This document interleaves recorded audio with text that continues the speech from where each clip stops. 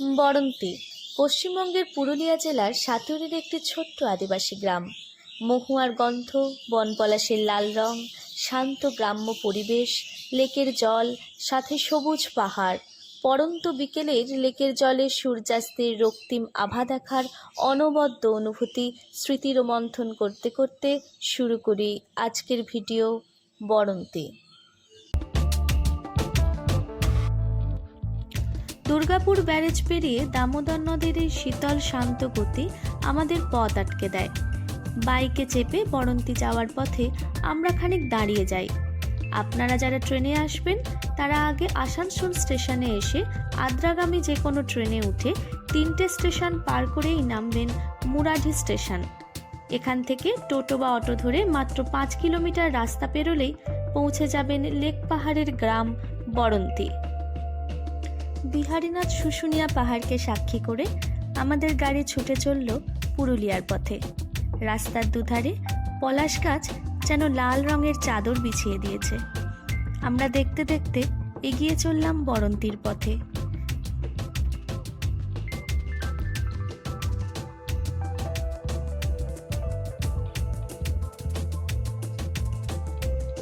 কৃষ্ণনগর থেকে আমরা রওনা দিয়েছিলাম ভোর 6টায়, আর পুরুলিয়া ঢুকতে ঢুকতে বেজে যায় বেলা 12টা।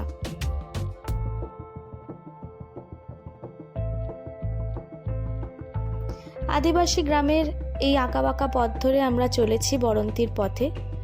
গ্রামের মাটির বাড়িগুলি দেখুন কেমন সারিবদ্ধভাবে সাজানো, মনে হচ্ছে যেন কেউ রং তুলি দিয়ে ছবি এঁকে দিয়েছে। এখানকার স্থানীয় মানুষেরা জল ব্যবহার করে থাকেন এই কুয়ো থেকে। সূর্য তখন ঠিক মাথার ওপরে, তবু আমাদের এই পথ চলতে চলতে যেন সমস্ত ক্লান্তিই কোথায় হারিয়ে গেছে। আমরা পৌঁছালাম আমাদের আগে থেকে ঠিক করে রাখা আস্তানা মানভূম রিসর্টে।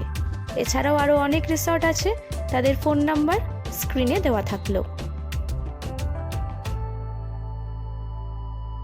দুপুরের খাওয়া দাওয়া শেষ করে একটু রেস্ট নিয়ে বিকেলের দিকে আমরা বেরিয়ে পড়লাম বরন্তির লেক দেখে গড় পঞ্চকোটের উদ্দেশ্যে। লেকের কাছে এসে আমাদের চোখ আটকে গেল সূর্যাস্তের লাল আভা দেখে। এখানে লেকের জলে সূর্যাস্ত ও সবুজ পাহাড়ের মেলবন্ধন এক অসাধারণ অনবদ্য মুহূর্ত সৃষ্টি করে। লেকের পাশে রাস্তা ধরে বেশ কিছু স্থানীয় খাবারের দোকান বসে। পর্যটকরা এই দৃশ্য দেখার জন্য ভিড় জমায়, বিশেষত বিকেলে সূর্যাস্তের সময়টা।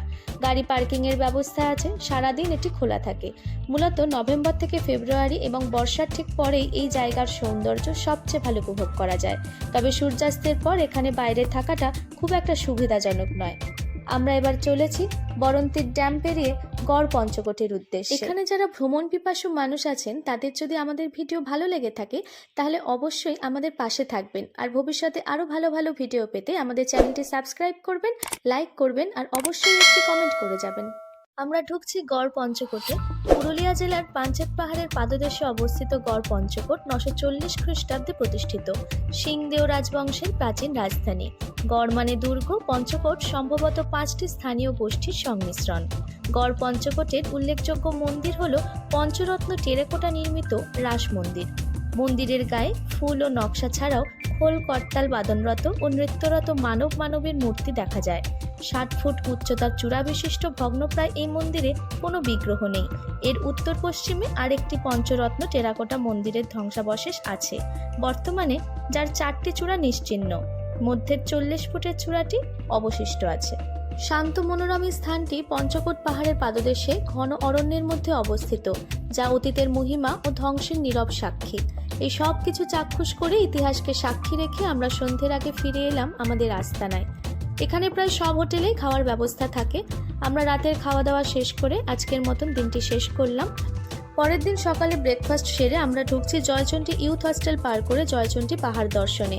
সবই ছোটনাগপুর মালভূমির অংশ। এটি বেশ কয়েকটি পাহাড় নিয়ে গঠিত, তবে এর মধ্যে একমাত্র জয়চণ্ডী পাহাড়েই উঠবার ব্যবস্থা আছে। বেশ কয়েকটি সিঁড়ি ভেঙে উঠতে হবে পাহাড়ে। পাহাড়ের মাথায় আছে জয়চণ্ডী মাতার মন্দির, সেই নামানুসারেই পাহাড়ের নাম হয়েছে জয়চণ্ডী। পাহাড়ের মাথায় উঠলে সেখান থেকে পুরো পুরুলিয়া শহরটিকে দেখলে যেন এক নিমেষে সমস্ত ক্লান্তি দূর হয়ে যাবে। পাহাড়ের নিচে খাবার ব্যবস্থা আছে, মুড়ি, ঘুগনি, লুচি, পরোটা, ডিম সেদ্ধ, চা সবই মিলবে। আমরা একটু মুড়ি ঘুগনি খেলাম, আর এখানে স্থানীয় বাচ্চারা তাদের হাতের তৈরি জিনিস বিক্রি করছিল, আমিও তার মধ্যে একটি নিয়ে নিলাম। এবার আমাদের যেতে হবে পাঞ্চেত ড্যামে। চলুন যাওয়া যাক। ঝাড়খণ্ডের ধানবাদ জেলায় পশ্চিমবঙ্গ ঝাড়খণ্ড সীমান্তে পুরুলিয়া জেলার জনপ্রিয় পর্যটন কেন্দ্র এই পাঞ্চেত ড্যাম। দামোদর নদীবক্ষে নির্মিত এই বাঁধটি ডিভিসির চতুর্থ ও শেষ বহুমুখী প্রকল্প, যা বন্যা নিয়ন্ত্রণ ও জলবিদ্যুৎ উৎপাদনের জন্য পরিচিত। 1959 সালে তৎকালীন প্রধানমন্ত্রী জওহরলাল নেহেরু এই বাঁধ উদ্বোধন করেন। এটি পাঞ্চেত পাহাড়ের পাদদেশে অবস্থিত।